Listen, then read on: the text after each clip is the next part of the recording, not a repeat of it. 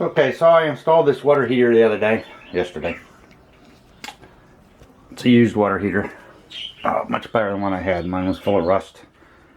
And I figured, okay, well, they're set at 120 degrees normally. So the first time I used the hot water, I realized it was really, really hot. Somebody's been in this and monkeyed around with it, so I decided to take a look. So first thing you do is turn the power off, go to your breaker box and kill the power to this thing. It's 220 volt, you don't want to fry anything, including yourself. Take that cover off, this little dealie comes out. On this little window, as you will see, it says temperature of 125 degrees will burn you. In fact, here over on the side here, they actually posted this little warning. 120 degrees, it takes you 5 minutes to get burnt. 130, about 30 seconds.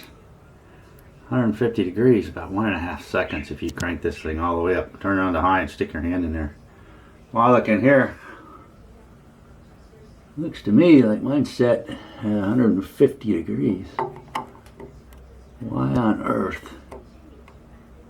So down there is where it should be. Somewhere around 120 degrees. Somebody's a wackadoo. I don't know why on earth. So, check the bottom one. And that one's set correctly. If you can see it, it's down here at 120. There's little notches in there. So we're gonna leave that 120 and leave that one now at 120 and see if I can not get myself cooked, because that isn't much fun. Alright, that's about it. You push the little thingies, styrofoam thingies back in, put the covers back on, put screws it, fire back up, and you should be good to go. Make sure you turn that power off before and after. You get some nice hot water.